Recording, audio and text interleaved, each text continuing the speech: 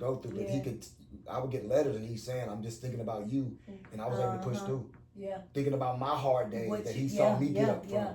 And so you start to say, they paying attention. That's it. That's what this generation. I wouldn't be able to I wouldn't even got a Marine out of him if I didn't go through the blender first. That's it. That's what I'm trying to say. It's about those experiences. That's it. That's so true. Wow, that was deep. That was deep. Yeah, most definitely my kids and all of them watching me. I had to change everything on that. That was. I'm so proud of him too. Really am. I see growth. Shout out Derek Jr. Yes, I'm so proud of you. Shout out to him. He doing his thing. Doing his thing. What? Somebody had posted a video. I'm just getting off the subject. But it was so fun. It was a video when he was football and he wasn't playing, but he was a little boy and he was. Yeah. When a kid, he got his lick back. It was funny because I say he really cyanide somebody right now. That was my baby boy. You know what I'm saying? He was looking for dash protection. That's it. But you can just look at that's the journey he's on now. He left the nest, he walked over. And I didn't tell him nothing in the video. I'm not even talking to him. Because Larry, my best friend, Larry, he recording. So he went over there and done his thing and then he ran back. And like whatever. But you can see the smile on his face after he felt whole or he felt that he stood up for himself. Yeah. And I'm so glad you brought that up. That's what all of us are doing as humans. That's it. People don't get that. Like literally, you are going to walk in power. You're going to do something you know you fear doing, but you do it. And when you do that, that programs your brain and your DNA and your molecular structure to be more engaged or in tune to do more hard things. See, we're not, and I didn't want to bring it too scientific today, but we have something called the AMCS, this program right here, positioned back here in our heads. And whenever we do something that's hard, that we didn't really want to do, we usually, for example, getting up at 4:30, 4:15 every morning. That's hard. That's very hard. As busy as you are. Yes. So can we say, usually for an example, can we say over the last 3 years, getting up at 4 something in the morning has changed you? Oh, most definitely. Changed me a lot. Yeah, it reprogrammed who you were. Yes, it does. It gets you ready for the whole day, but it, like you said, it makes you feel like I can do, like you said, while we at that gym, they got people still asleep. They got people still not even getting themselves ready and focused. Like they got somebody who complained about why they couldn't be there that stayed in the bed while we came. Right. And I'm not judging them. Correct. You got every. But I've done it before. I'm like, oh man, y'all, I wish I was there. You could have been there. Right, you could have been. I said a lot. You could have been there. And I said that to say, because that changed you. Me getting up at you get up 3 a.m. because I got to be there for 4. Yeah, you be has changed me. That's also why I'm asleep for 7:30. That's why I'm gonna say he got people messaging me like, hey, what you got for tomorrow? I'm like, man, I text them back at 3 o'clock in the morning. 5. That's why we. When I text them back at 3 in the morning, talking about what you still doing up? I say, no, I just woke up. I'm getting ready for the day. Yeah. But it's changed me. So all I said when we brought up Derek Jr. is about him going over there and doing that builds up something in the brain. Self-confidence is very important for all of us as humans to walk confidently in purpose, to help people confidently, and to not betray ourselves. Set healthy boundaries. And that was what I had to do, kind of over the last couple years. Was learn how to set healthy boundaries. I don't like telling people no. I love. I want to help. Help. That's what you want to help. Despite it gotta be is this like you said about money or you need to go up or this come on out there, you've been in the game more than but it's like you always come back to this is my passion. This is what I love to do. I'm not doing it just to be doing it because it's a train everybody doing. You it's your passion. You not he knows it from what nutrition wise to the boy is the man is a doctor. I didn't put the work in. A counselor. Yeah, I didn't put the work in. A minister, and I don't be I be telling people, y'all can pull out they can pull out the Google. They can cross reference anything I'm talking about, and it's gonna come back valid because that's what God is saying. I'm not gonna shun away or shrink myself because I went and learned some stuff. I'm not gonna shun away and shrink myself because I went 1-4 first place. I'm not gonna shun and shrink myself because I built myself back up. That don't mean I'm gonna agree with you and what you're doing, but I'm not gonna knock you. But you see what I'm saying? So I would appreciate they wouldn't knock me, but I understand the way it goes. Totally. Those are tests. And that's crazy. I've been able to pass them so You have. I'm learning from him, y'all. I'm being a big. I done got out there. I've been tough lately. He done toughen me up, like mentally, not just that part. Mentally, like the world we live in is a crazy place. And I wish more people would come to terms with it. You know. But like you said, it's a world that everybody comparing each other. It's a world that everyone's competing with each other and not aligns their bodies. That you are your own person. Mm-hmm. You your own person. You don't have to. And I like that about you because you're I'm not gonna say a backseater. You have paved the way for so many. You're not that type that go on. You probably back in the day you probably. Come on, I love where you going with this. But you are that type of person that has done it all, but you don't come to the forefront and be like, yeah, I did that. Now I'm this and that. Da da da da. Derek, you sit on the back, quiet, and I observe you every morning.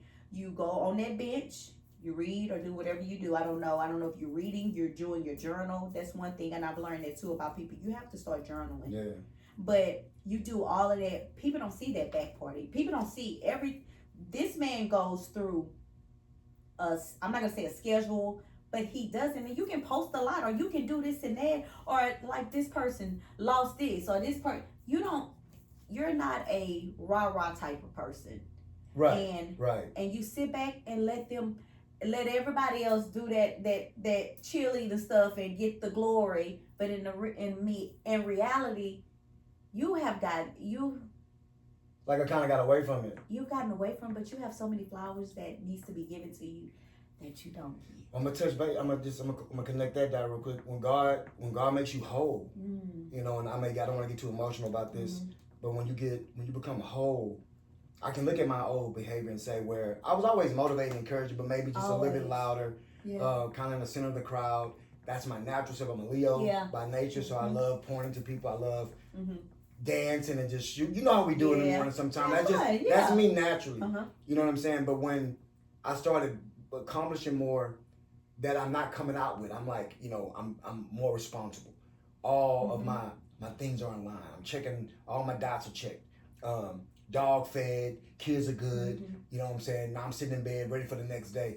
I started really, you know what I'm saying, valuing different things that was making me feel more whole. So I didn't have to be on the front and center. I didn't have to be out there looking for the hand clap. I didn't need it anymore because obviously I matured. And you know, and then, I mean, I don't know, it's not really that big of a deal, but to me it really is, because you're like, man, this is pretty cool. Like, I ain't even worried about it no more. That's it. Like, you know, I'm just doing my thing. Doing you know your thing. What I'm saying? Like, so, you don't have to worry about it. I used to be in the front, like, all the glory to God. That's it. That's all I can say, man. Surrender to God. You know, He'll change you. He'll change you. Surrender. Yeah, that's good. I got all these other ones. Yeah. But I'm gonna keep going. It's just that one. I ain't worried about it. I got this one. That's why I got backups. Right, for sure. So, what does strength really means to you now? What does strength mean to you now? Strength, to all of us, we would believe that strength is a physical thing, but strength is a spiritual thing. Jesus said, sell your house and get a sword, meaning you need to put your armor of God on. That's in the presence of God first. So in the morning, I meditate. I get up at 3, meditate for maybe 15 minutes, and I'm out to bed, you know, brush my teeth, wash my face. I don't look at no phones. I don't do that anymore. I get out the house first, get to my cup of coffee, and then, you know, it's when I'll grab the phone. So I'm getting all my strength together, and that's in my spiritual preparation for today. I ask God to remove all self-seeking motives remove them from me for the day. That way I can walk in perfect alignment, and that's strength to me. I'm getting up, I'm ahead of the energy, I'm ahead of the alarm clock. I'm able to have that intimate time with myself and God to make sure I'm aligned for the day. That way I don't say something I'm gonna, you know, take back, or I'm gonna regret. And that's strength to me. When I'm impulsively not speaking, I take the time to think first. This shows emotional intelligence, and think about what I'm gonna say, regardless if all the cards was in my favor. I could have basically shut them people, whoever it was, up, but I was cautious. He says, be slow to speak. Now listen, you know, I have myself protected. Those are the things that started looking like strength to me. Not the fact that I can move a lot of weight in the gym. Not the fact that, you know, I've been able to build myself up to a 2-time champion in men's physique amateur division. None of that was strength. After a while, you start to say, how do you handle your emotions? And then it brought me to the proper divine masculine presence of a man that's not yelling, a man that's not screaming, a man that's not losing control, a man that's not, you know, putting his feelings all before the woman. That man doesn't operate that way, and that's how I started looking at strength differently. None of these things are performance-based things. These are all emotional, intelligent, spiritually protected, and divinely favored. Excuse me. Deep. And that's just that's how I see strength at this point. You know, strength in the mental is going to give you the opportunity to be strong in the physical. Gotcha. That's deep. Boy, come with the gems. I told y'all, he comes with the gems. And it is what it is. You know, it's a lot of people sometimes want shenanigans and extra stuff, but sometimes God said it's just that simple. Simple, not easy though.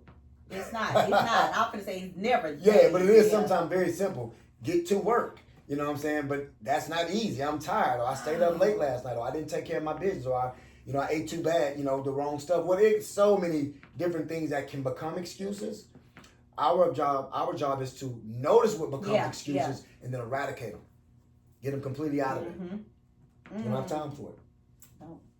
So y'all see what they mean. The gym ain't always it. Like, it's not just going working out. People, you have to be there. I remember you used to tell me too about if you're stressed or if you have it's no point of dieting. It's no point of you have to deal with inside first before anything, because it's not going to help. It's not going to work. The process is not going to work. That's the 3 week. I listen, I got you. That's the people that's looking for that 3 week. I'm leaving in 21 days, so I need a quick fix. You know what I'm saying? I need to hurry up and look. And look, I'm not taking away from anybody out there, because I don't want people to think I'm knocking it. You got an event coming up, you want to get in shape. You know, I'm the man for you. I got you. But what I'm saying is, we're looking for life alignment, not seasonal alignment.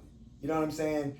You in shape because it's the Christmas holiday. So you in shape because it's summertime. Yeah. Like, that's what I mean by the delusion. Ladies and gentlemen, it should stop right there. Like, that's not healthy. That's not being in balance. That's you getting in shape for a season. And then as soon as that season's over, you get out of shape. So you're just literally repeating a cycle that doesn't change. That's it. You're doing the same thing every year. Before you know it, you're too far from the edge, the center, so you gain way too much weight that you can lose in 21 days. The habits don't align, so as soon as you come in and you work out, you typically will go eat something that feels familiar, so it's not going to line up with the meal plan. Then you just starve yourself for 21 days. None of that is balanced. See what I'm saying? So it doesn't stick. It's a quick fix. You know what I'm saying? It's a quick fix, man. And not knowing that what you tell us, it's a lifestyle. It is. I mean, your health is your wealth. It's not going to work. It's not going to work. You're going to be miserable, man. You're going to be miserable. I done tried it all. It didn't work. Me too. I done done it too. We done done it all. And like you said, it plays a big part in your life with everything. Mentally, spiritually, health, everything. It plays a part. So you have to trust the process. That's what I'm learning, to trust the process. Seriously, because the way you do one thing, that's the way you do everything. Totally. Okay. Well, see, he answered that other question I had. But do you believe, this will be the last proper question I asked, but do you believe working out can help people release emotional pain? Yes. And I'm a make sure I unpack this correctly. Okay. Yes. I'm going to be a little scientific right now. Okay. The body carries stress. It does it. It keeps count. It carries a lot of emotional damage. It carries a lot. And so typically when we're in a rut or we're not moving, we're not doing anything, we get completely depressed. The body just implodes. What God said, get the body moving. You know what I'm saying? Get the body in action. Even if you start off with a small walk or something, that you can say, okay, I feel a little better that I moved. I feel a little better that I went to the gym. But what I want to say is that's just not enough for people. So people don't really want to be healed. They want to feel good. And healing is different than feeling good. Healing is like peace. Like it's always going to be there. It's going to be there whether you're kind of sad. It's going to be there whether you're a little tired. You're a peaceful state of mind. Happiness is typically, I'm happy what's happening. I'm happy I lost the 10 pounds. I'm happy that the sun is out. I'm happy that I get picked up and whatever. And I get that. We all would love to be happy sometimes. I get that. But when you're dealing with trauma, and you're dealing with emotional damage, when you're dealing with all kinds of things, you need to heal first. And healing takes you getting diagnosed. Typically, you go to the doctor, they're going to ask you what's wrong, or you're going to go get checked out. They're going to come in, because they're going to ask you what's wrong. You're going to say, I don't know. Think about that. I don't know. I'm just nauseous and this and that. So they're going to take your blood. They're going to run some labs. They're going to do some data. They're going to come back and they're going to tell you what's wrong. They're telling you what's wrong so you can heal. You don't go to the doctor when they tell you what's wrong. You don't blame anybody. You don't say, oh, it was him or them. No, you know that you're sick at this point. So you're just focused on healing. So the first step you got to take to heal, you got to admit you're sick. You got to admit it. You got to take responsibility. You got to admit that you're sick. You got to. So who really wants to do that? Exactly. I don't know. I don't know too many people. I mean, I know some solid folks, but I'm saying a lot of people don't want to go through that. Oh, look at me.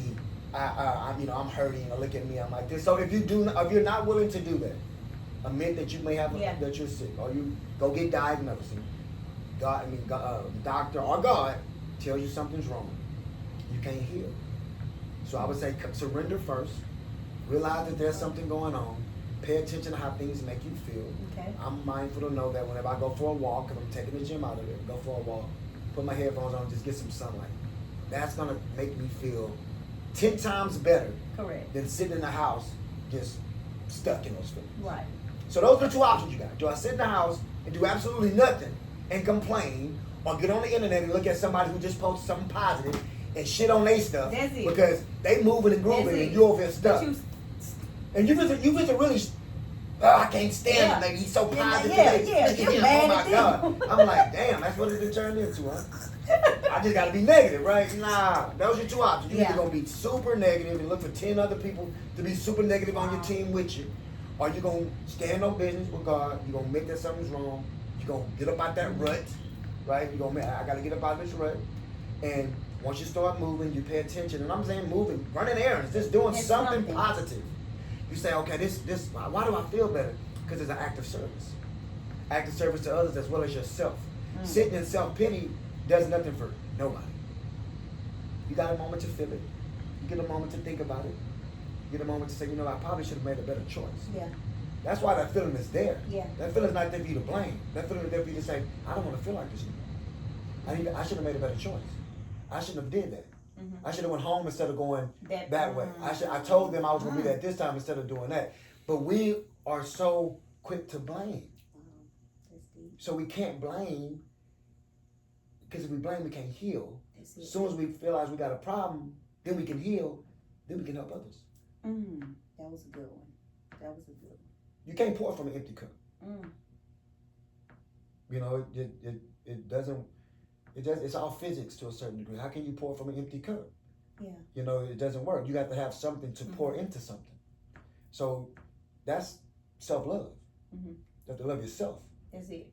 Love yourself, then you can love others. You cannot love others if you don't love yourself.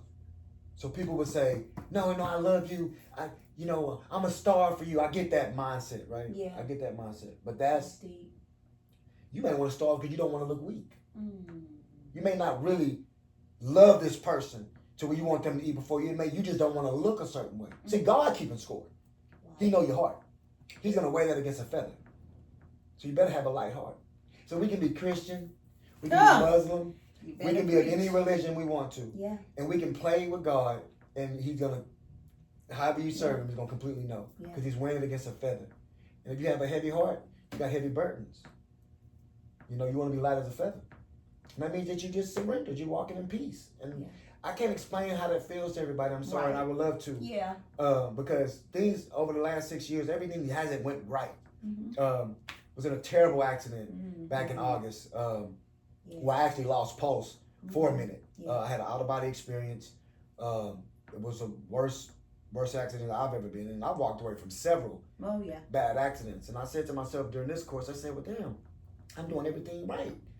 Well, why is this happening, God? Yeah. You know what I'm saying? I'm like, what's going on? I was sitting in the hospital, and I remember looking over my body, kind of like from the day before, because I had surgery, came through the surgery, and I'm like kind of waking up at 3 o'clock in the morning, and the surgeon walk in, and like, man, you up? I'm like, yeah, man. I'm like, he's like, you supposed to be asleep, man. I'm like, I'm just used to being up. Trying to probably work out. Right. You look at my brain, he's like, he said, then he was like, you're sympathetic dominant, which means that my body is always in fight or flight. It's always ready to go. Mm-hmm. And he told me in the hospital, he said, listen, man, your body saved your life. God willing spared me. You've taken very good care of yourself. It's very admirable that you've been able to do that, but that doesn't identify with self-love. Oh.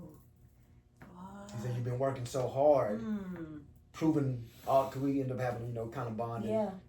We actually even exchanged numbers after that because he was, kind of aware that I was self-educated and with my certifications in fitness and knowing the body, he liked that. So he was able to release me in 9 weeks instead of 12 weeks because I just knew what to do to get back healthy.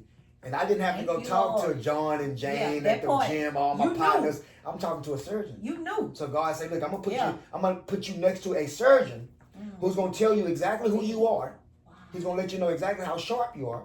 He's gonna let you know all the things you are capable of doing, right? And he's saying that just off my basic understanding of the way I healed. See, we talking about healing. Just healing, yeah.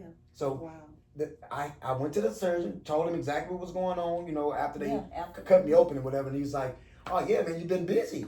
He's saying that's admirable, but let's go get some self-love, balance. And that's what God was saying while the accident happened. See, God's always talking. He just is always indirect. So you got to pay attention to the signs. He always sends signs and alignments. And I was looking for that sign after the accident. I was like, why did this happen? But then you did go, I'm sorry to stop you, to I'll never forget, you went to the lake or something before you was leaving. I just went to the lake and I was talking about being sober. Yes. Yeah, everything was perfect. I just dropped the girls off to school. Yes. So you didn't see it, but I thought about this morning. I wanted to tell a story. Well, look at how many times I got away with driving drunk. A lot of them. I remember coming back. Drunk and had it. Right. I remember coming back from the casino going 100. Because God keeps score. It's like He showed you conviction too. So I got a point I'm making. I'm going to tell you how this. I remember driving back from the casino going 177 miles per hour. Leaving the casino. This was probably about 8 or 9 years ago. And a cop pulled me over. I got a whole bottle of Tito's behind the seat. It's on a Wednesday. So what you doing? He's like, man. I said, man, I'm trying to get back home before my wife get home from work. Yeah. And I played it off. I gave him like 90% of the truth. You know what I'm saying? But I just didn't tell him I was trying to go get some more money to get back to the casino. So I'm flying. I get away with it. He tells me, I'm going to write your ticket for $100. I bring the ticket to the judge. I tell the judge I went to rehab. The judge sees I went to rehab, dismissed the ticket. Wow.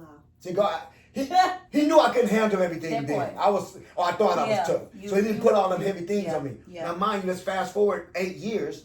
I'm driving back from dropping my daughters off to the first day of school.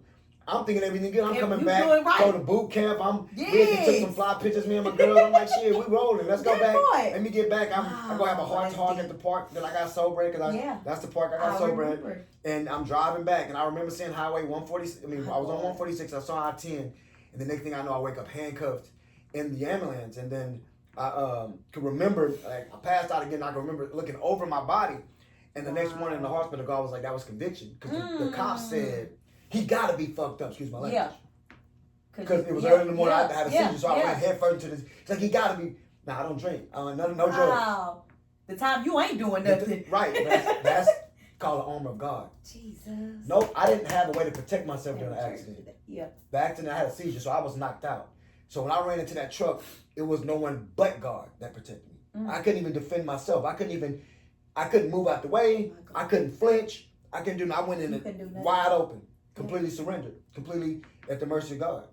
And to be able to walk away from that and to be able to rebuild myself up again, since then, been 8 months, get to work. Jesus. But that's like I'm saying, I know these biohacks. I'm trying to get the whole community to biohacks. Yes.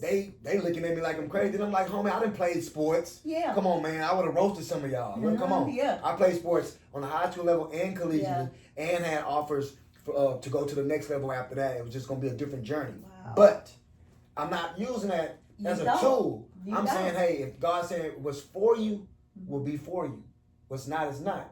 So I won't be able to help everybody. Everybody's not going to like me. Everybody's not going to subscribe to these biohacks and all this education I'm willing to drop. But if you are willing to, man, look, it's like free game. Like it helps people bypass going to the hospital, to the doctor.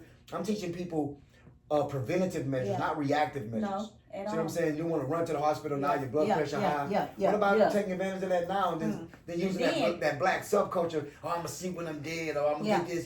Bro, you say you got the bag, but you look horrible. Yep, that point. Shit, where you going to spend that money at the funeral? That point. Where you going? Nigga gonna get a plot. Nigga gonna buy a plot. Looking good with the money, but you look bad. Come on, man. I'm trying to live. So, yeah. And I'm not sure, shout out to my brothers out there that's really getting it. Like, I get that. But you got to balance it. Because I got all the real ones out there really know me. So all the real ones tap in. And I'm like, yeah, D, I've been out here, man. But I got to get some of that shit you got. I got to get in shape. I got to get balanced. And when you talk to real ones, you get the connection back. You can see it in eye contact. Yeah. Like, I get you. I'm rolling with you, dog. And I know you really ain't trying to be all boastful and bragful and shun on other people and do things like that to have your way. And then there are the ones that are observant to see when I will do that. Mm-hmm. And that's just, after the accident, I was most definitely like, that's most definitely beyond me. Because God was like, balance this, baby. Balance. You've been doing a lot. You've been putting a lot on that body. You're not young. You're 44 years old. And you've been doing a lot. Yeah. Chill out. So I had to go love myself. Shout out to my fiance for helping me heal. Yeah, she's an MV. Pouring, the real MVP. Yes. Pouring into me, helping me, encouraging me, and then watching me work and being a witness. Yes. So she can come back and always tell me, like my mom used to tell me when I come up after those fights, good job, you did good. Well, she was like, was ready for it. Yeah, because I'm looking for that. Yeah. That's just the way I was raised. So my girl telling me, good job, or you did that. Yeah. It's an amazing feeling because it's not coming from a place of competition. That's it. It's coming from a place of alignment. It's coming from a place of us both having our own experiences that we can